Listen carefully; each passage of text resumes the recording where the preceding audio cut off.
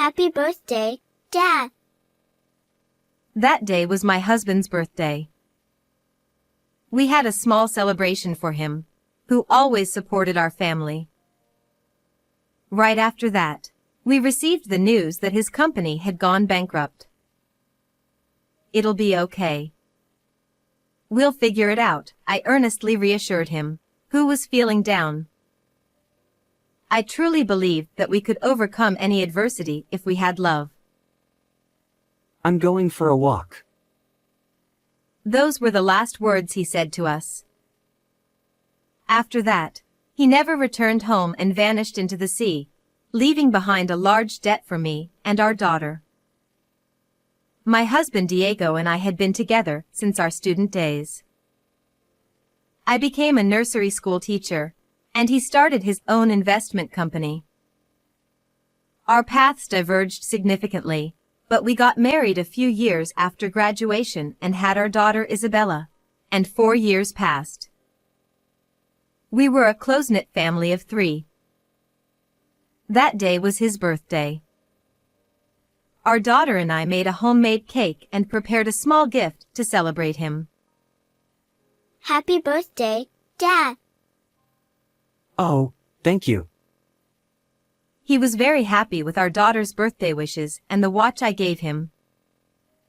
I never doubted that such happiness would continue forever. Not yet. This is the critical moment. Don't rush. A few hours after the birthday party, when our daughter had fallen asleep, he was busy handling calls from work. I had seen him looking serious while on the phone before. He was probably discussing work, but I didn't understand the workings of an investment company. Why can't you do as you're told? You incompetent. After several exchanges on the phone, I heard him yell in frustration. I opened the study door to find him slumped over, his shoulders sagging. What's wrong? You're being too loud. You'll wake Isabella. Sorry. I failed in a deal. He muttered without looking at me. What? What does that mean? Are you okay? No, it's bad. The company is going to collapse. When I heard those words, it felt like the air had changed for a moment. I had heard from him before that an investment company could move an eye-popping amount of money overnight. If such a company were to go bankrupt, I could imagine what would happen. But strangely, I didn't feel pessimistic. It'll be okay. We'll figure it out. So I answered without hesitation. I wasn't ignoring the thought of how we would live or whether I could support us with just my income. But I was confident that we could overcome any hardship if we were together. Thank you. I'm going for a walk. What? But. He looked glum, understandably shocked by the company's impending bankruptcy. But I was reluctant to leave him alone at such a time. I'll be fine. I'll be back soon. Okay. Be careful. I reluctantly agreed to his outing, but my anxiety wouldn't go away. Please, come back. I beg you. I watched him leave, making him promise, but he quietly closed the door without responding. Looking back, that was my biggest mistake. I should have forced him to stay. What? Did you say just now? The police contacted me the morning after he left. We found shoes that appear to belong to your husband and what seems to be a suicide note. When they told me that, my mind went blank. The location was a scenic spot overlooking the sea in our hometown. But it was also a notorious cliff where people frequently jumped to their deaths. The police contacted me based on the personal belongings he left behind. Despite an earnest search, bad weather set in from that day, and the sea became rough, so the police quickly gave up looking for him. I wanted to search for him myself, but with a young daughter to care for, there was little I could do. Where did Daddy go? He'll be back. He promised. I muttered to myself, holding my anxious daughter. Why didn't I stop him then? Thinking that made my heart feel like it would break. But more bad things followed, piling on us who had suddenly lost our family. Please, go away. You can't just show up and say that. My daughter has nothing to do with this. Debt collectors started coming to our house daily, demanding I repay my husband's debts. It turned out that his company had already been in trouble for months before he disappeared. He had apparently borrowed money from shady sources. They claimed I was a guarantor for his debts, but I had no memory of agreeing to that. Debt collectors hounded us relentlessly, ignoring our mourning, and I was mentally cornered. They even showed up at my workplace, forcing me to quit. I had to leave the nursery school where I had worked since I was a new graduate because I couldn't let the children and parents see me dealing with debt collectors. Without him, everything about our lives changed. If my parents hadn't taken us in, I might have ended up taking my own life and my daughter's. With help from a lawyer and a judicial scrivener, it took several months to settle the debt issue. But the series of events deeply scarred both me and my daughter, and healing those wounds wasn't easy. Still, I couldn't stay down forever, so I started moving forward for my daughter's sake. 3 years later, after finding a new job in my hometown, our lives finally stabilized. My daughter, now 7, grew up to be a sweet child, made lots of friends at school, and was happy. I was also fortunate to have good mom friends, and our lives gradually improved. A trial session at the new sports facility? One day, a mom friend invited me to such an event. The large, clean facility had both sports and hot spring facilities, with a daycare center, so we could enjoy the services without worry. I didn't have any particular hobbies outside of work, but I thought it might be good to exercise deliberately for a change. That night, while preparing dinner, I glanced at the TV and saw a local program featuring the facility. I thought it was perfect timing and stopped what I was doing to watch. A man appeared on the show, being interviewed with his elegant wife and child, as a successful businessman who had established the sports facility with a daycare center. It was just an ordinary scene, but I couldn't take my eyes off the man I had never seen before. Why do I feel like I've met this person somewhere before? Like he's been close to me all along, like he's familiar. At first, it was just a slight unease. But when the man on TV started a certain gesture, I felt a chill run through my entire body. Diego. I involuntarily muttered. No matter how much our lives changed over the 3 years, I never forgot him. I saw a resemblance to my missing husband in the man on TV. Diego had a unique habit. When he was nervous, anxious, or lying, he would fiddle with the nail on his right middle finger. That's why his finger was always noticeably ragged. The man's distinctive habit and finger shape were unmistakable. But the world is vast. Maybe it's just a coincidence. I considered that. The man's face was different from my husband's, and his name was introduced as Kyle, so there was a possibility it was just a look-alike. However, the timing of my mom friend's invitation and this suspicion felt almost orchestrated. So, I decided to attend the trial session to investigate further. That day, my friend and I left our children in the daycare center within the facility and headed to the venue we were interested in. The event promised a relaxing experience, an hour of hot yoga followed by access to the hot springs. Before the session started, the company's CEO was going to give a greeting, and I thought, perfect. This is my chance to see him up close. I seized the opportunity and took a seat in the front row, right in the center, where I could see the man clearly. There he is, the guy from TV. He appeared before the participants and stood directly in front of me. The moment he faced the audience, our eyes met. I didn't miss the slight twinge of his expression. After breaking eye contact, he nervously started fidgeting with his right middle finger's nail. There's no doubt about it, it's Diego. He's here. As soon as I was convinced, forgotten emotions began to well up inside me. But they weren't feelings of joy or relief that he was alive. Isabella and I suffered for 3 years, and you've been blessed with a beautiful wife, adorable children, and success as a businessman?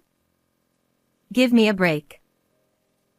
I was surprised at how I could feel this way about someone I once loved. Over the past 3 years, it seemed I had become a much colder person than I thought. You left me with debts and caused Isabella so much pain. You must have had a delightful 3 years. Enough is enough. From that point on, I had no hesitation.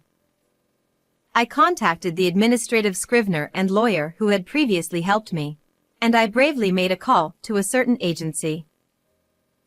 A few weeks later, a man showed up at my parents' house with a furious expression. As soon as he saw me, he yelled, "What the hell did you do?" It was Kyle, the CEO of that sports facility. "And you are?" I asked, deliberately acting unaware. Kyle's eyes narrowed in anger. "Don't play dumb." It's Diego. Your husband. You can't pretend to forget after everything. My husband disappeared 3 years ago, and you look completely different. Although I was just stating the facts, he glared at me with frustration. Since it was getting nowhere, I reluctantly decided to steer the conversation. "What do you want from me now?" With a sigh, I asked. Diego's face showed a mix of awkwardness and lingering anger. I was relieved that my parents and daughter were out at this time. If Isabella had been here, it would have been a disaster. It was you, wasn't it? You set them on me. Why else would they come after me now? You were supposed to be the guarantor. I thought, this is the very definition of shameless. So you admit you tried to saddle me with the debt. But too bad, it won't work that easily. 3 years ago, when I was being chased by creditors, I consulted a lawyer who legally proved that I, who had been made a guarantor without my consent, was not obligated to repay the debt. After that procedure, the creditors stopped pursuing my daughter and me. But did the creditors simply give up? Honestly, it was quite a risk.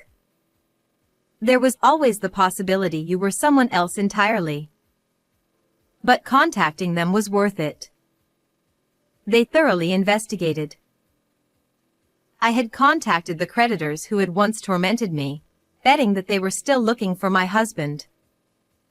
I informed them that he was now an entrepreneur, operating under a different name.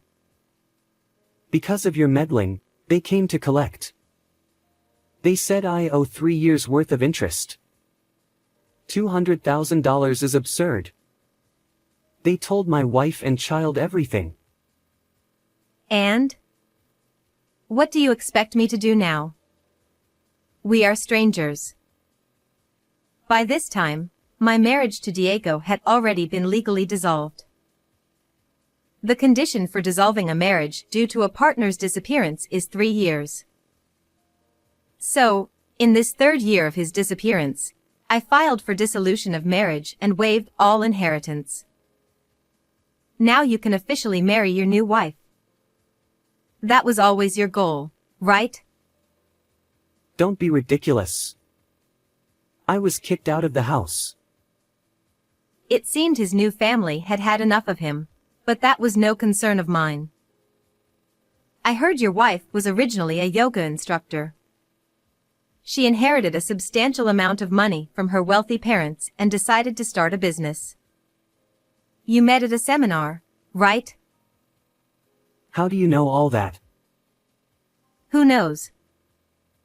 I had heard all of this from the creditors. Thanks to your information, we got him. We'll take every last bit of his assets.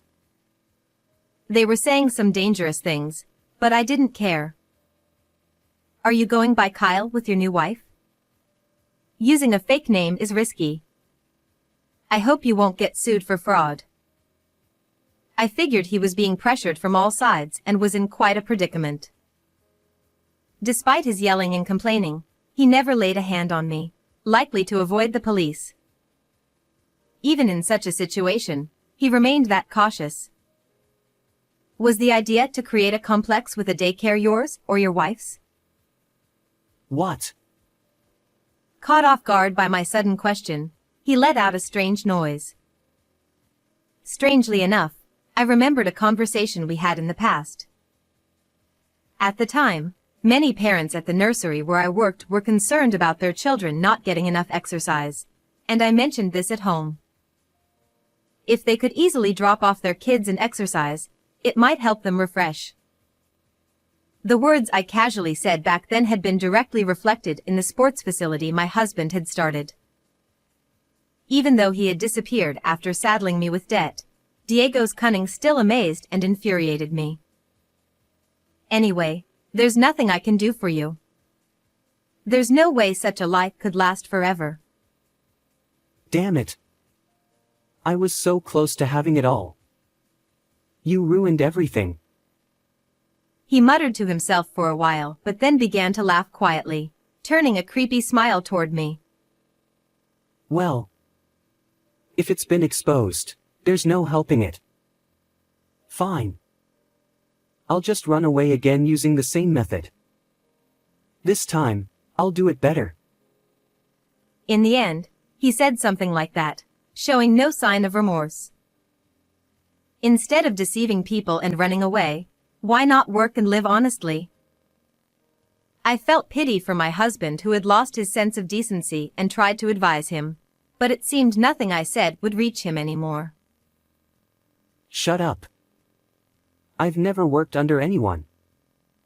I'd rather die alone than be employed by someone now. You, an ordinary person, wouldn't understand. What did you even come here for? Just to complain? If you're done, you can leave, Kyle. Someone's here to pick you up. Ha! Who? At that moment, the front door burst open, and several men stormed in. They didn't look like ordinary people and quickly surrounded Kyle. When my husband came to my house, I had already called the creditors over.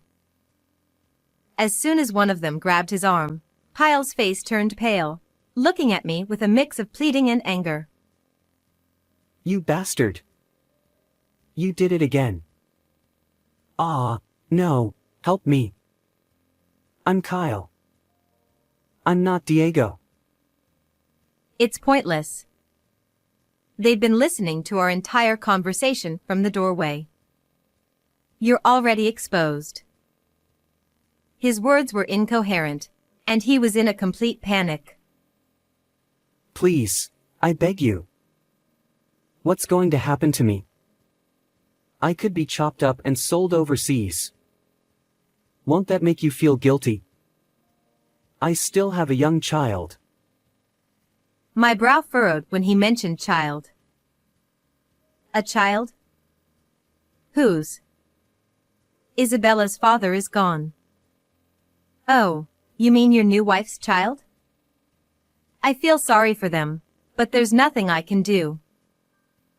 You heartless. You monster. No, I'm sorry. Help. He insulted and apologized in turn. Truly a busy man. Heartless is fine by me. I gave him the coldest look I ever had in my life. Better to die than to be employed by someone, right? At that signal, the creditors dragged him away. 3 days later, one of the creditors kindly came to inform me of the resolution. My husband had been said to do dangerous work on a fishing boat overseas, arranged through their connections. I wasn't told the details, but they said, There's no guarantee of his safety, but he'll earn high wages. He won't return to normal society again. the $30,000 for my emotional distress from Diego would be paid from those wages, so I could only hope he survived. After that, I steadily built trust and achievements in my new job, and I'm now serving as a head childcare worker from this fiscal year. My daughter, now in 3rd grade, has made even more friends and is brighter than ever. How did you find this story? Please remember to subscribe to our channel. See you in the next video.